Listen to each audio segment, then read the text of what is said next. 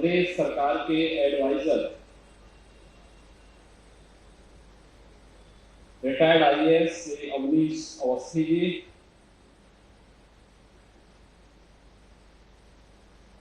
National book trust के अध्यक्ष professor मिलन सुधाकर मराठे जी, लखनऊ विश्वविद्यालय के कुलपति प्रोफेसर ममता खन्ना जी, सुप्रसिद्ध लेखक, फिल्म निर्माता और इतिहासकार डॉक्टर चंद्र प्रकाश द्विवेदी जी और एनबीटी के डायरेक्टर श्री युवराज मलिक जी, आज के इस गोमती पुस्तक मेला के शुभारंभ कार्यक्रम में उपस्थित लखनऊ के हमारे सभी साहित्य प्रेमी,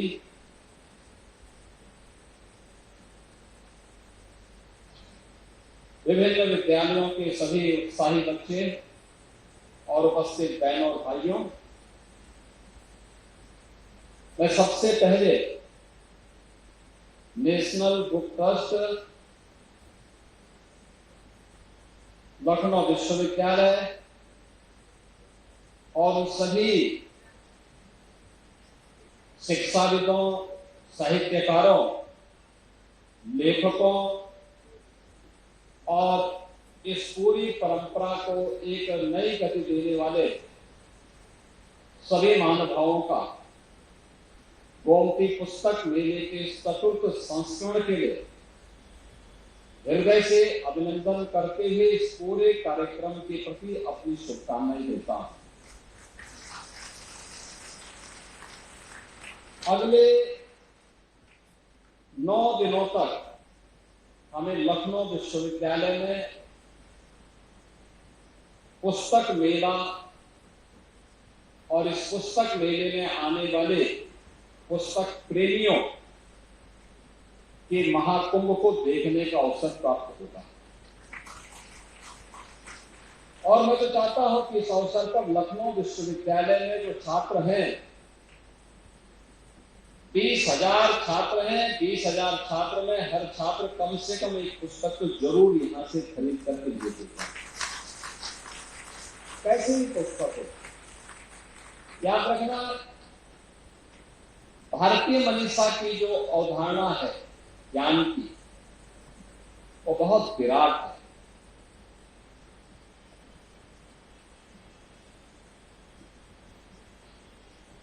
हमने शब्द को ब्रह्म माना है, भारतीय मनीषा ने शब्द को ब्रह्म माना है और ब्रह्म ही सत्य है,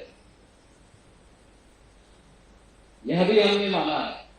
और इसीलिए यह भारतीय ऋषि कहता है कि विचार कभी मरते नहीं, ब्रह्म से उत्पन्न विचार कभी सचमुच समाप्त नहीं हो सकते।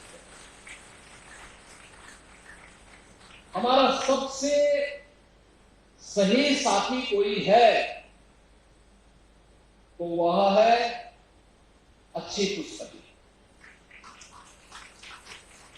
और जो बोला गया यहां पर अभी नेशनल बुक ट्रस्ट के अध्यक्ष प्रोफेसर मराठे जी ने जो बातें यहां पर कही कि हमें सामूहिक रूप से पढ़ने की आदत डालनी चाहिए, और मैं तो आज के युवाओं से कहूंगा कि 5 घंटे 6 घंटे स्मार्टफोन पर देने की बजाय केवल 1 घंटा रचनात्मक पुस्तक पढ़ ले तो जीवन का कल्याण हो जाएगा।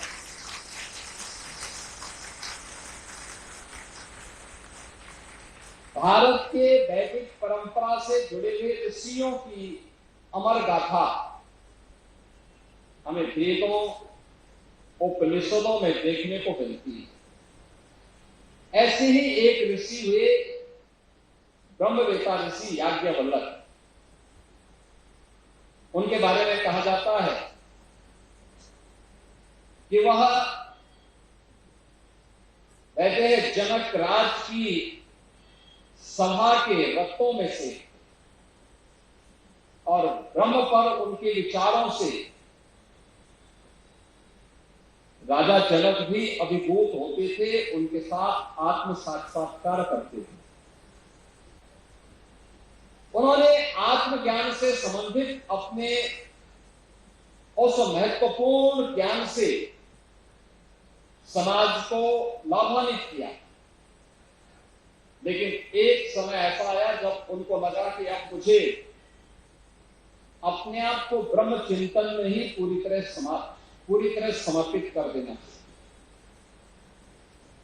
कहते हैं याज्ञवल्क्य ऋषि की दो पत्नियां थी। एक का नाम था कात्यायनी, एक का नाम था मैत्री। ये दोनों अपने समय की ब्रह्मवादिनी थी। मैत्री और गार्गी का नाम तो कौन ऐसा भारतीय होगा जिसने न सुना हो। हर भारतीय के मन में उनके प्रति आदर का भाव होता है। जब भी हम आत्म तत्व की बात करते हैं तो गार्गी और मैत्री की चर्चा जरूर होती है। कहते हैं कि उन्होंने कहा कि मेरे पास जो भी संपत्ति है मैं अपनी दोनों पत्नियों को दे करके और पूरी तरीके से अब इससे मुक्त होकर के ब्रह्म चिंतन के लिए अपने आप को समर्पित कर रहा हूं। उन्होंने अपनी पूरी संपत्ति को 2 भागों में विभाजित किया। कात्यायनी को दिया, वो खुश हो गई। मैत्री को दिया तो उसने ऋषि से प्रश्न किया। उसने कहा कि ऐसा क्या है कि आप ये संपत्ति हमें समर्पित करके और कौन सा ऐसा तत्व है उसको ढूंढने के लिए जा रहे हैं।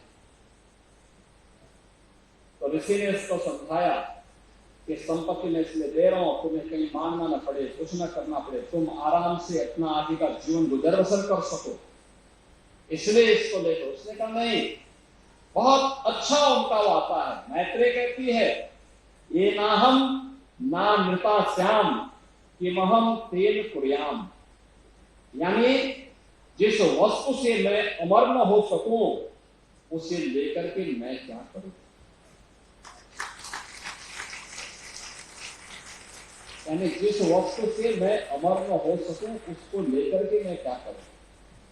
इसका मतलब ये जो धन धान्य आप मुझे दे रहे हैं इसके मालिक तो आप हैं, आप मुझे दे रहे हैं, इसका मतलब आप मानते हैं कि ये शाश्वत नहीं है, ये नश्वर है, तो फिर ये मुझे क्यों सौंप रहे हैं। मैं भी उस शाश्वत तत्व को प्राप्त करने के लिए आपके साथ ही चलूंगा।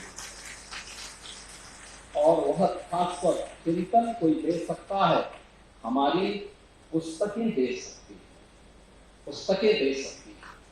और इसीलिए प्रधानमंत्री जी ने कहा था कि when citizen reads the country leads, यानी जब लोग पढ़ते हैं तो राष्ट्र आगे बढ़ता है। पढ़ना और आगे बढ़ना यह भारत की परंपरा का हिस्सा रहा है। याद रखना, भारत ने दुनिया को विश्वविद्यालयों की एक श्रृंखला दी थी। तक्षशिला विश्वविद्यालय आज के पाकिस्तान में है और पाकिस्तान को ज्ञान से क्या लेना देना है। आक्रांताओं ने उसे नष्ट भी कर दिया था। तक्षशिला विश्वविद्यालय, तक्ष कौन थे? ये भगवान राम के छोटे यानी जो उनके अनुज थे भरत, उनके पुत्र का नाम था तक्ष। उनके नाम पर दुनिया के पहले विश्वविद्यालय का नाम पड़ा था तक्षशिला विश्वविद्यालय। तक्षशिला विश्वविद्यालय अपने समय का दुनिया का पहला विश्वविद्यालय जिसमें विज्ञान की, गणित की, साहित्य की और खगोल की, ज्योतिष की, हर एक क्षेत्र की के विद्वान उसमें भरे पड़े थे। ये सभी विद्वान उसमें पैदा हुए थे। सुश्रुत वहां पैदा हुए। सुश्रुत वहीं से आयुर्वेद में सर्जरी कैसे होती है यह सुश्रुत ने दुनिया को दिया। ये वही विश्वविद्यालय है जिसने जीवन की यानी व्याकरण कैसे होना चाहिए, पाणिनि का व्याकरण ही इसी विश्वविद्यालय से आगे बढ़ा और यह विश्वविद्यालय आक्रांताओं ने तोड़ डाला, समाप्त कर दिया। उस विश्वविद्यालय में एक बात सामने आती है और जो वहां के एक एक स्नातक के मुंह में होती थी, तो कहते थे अमंत्रम अक्षरम नास्ति, कोई अक्षर ऐसा नहीं जिसमें मंत्र बनने की सामर्थ्य है। तो व्यक्ति पे निर्भर करता है हमने उस अक्षर को कैसे शब्द बनाया है और शब्द का संयोजन कैसे किया है। यानी योजक मिल जाए, उसका कोई अच्छा पार्टी मिल जाए, उसका बेहतरीन सजो करके अच्छी कृति दे सकता है।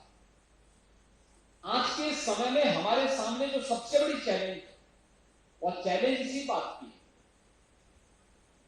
हम आज के समय में उस प्रकार की कृति देने में विफल हो रहे हैं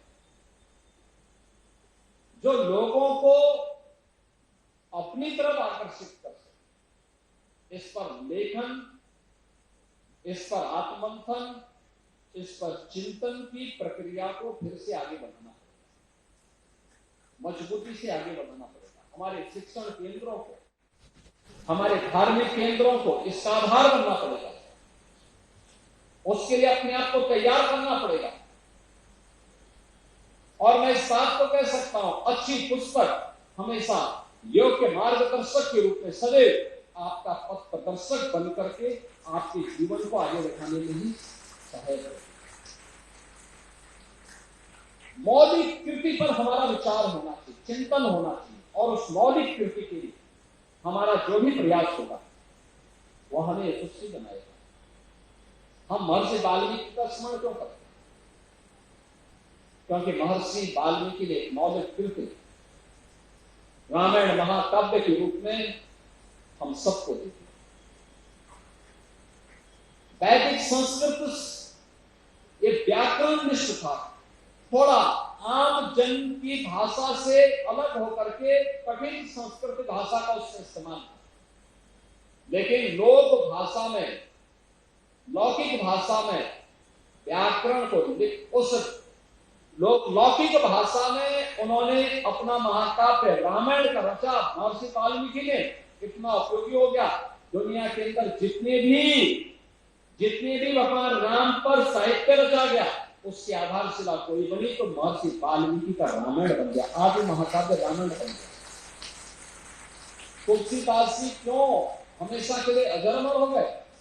क्योंकि उन्होंने लौकिक भाषा, हमारी लौकिक भाषा अवधि थी, अवधि में उन्होंने रामचरितमानस रच करके लोगों को के अंदर उनके सुख में, उनके दुख में, उनके हर पक्ष में राम के चरित्र को उनके अंतर मन में इस रूप में कर दिया।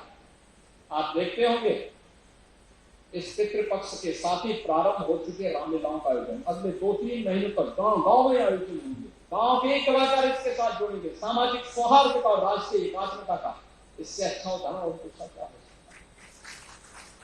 ये मौलिक कृति की देन होती है।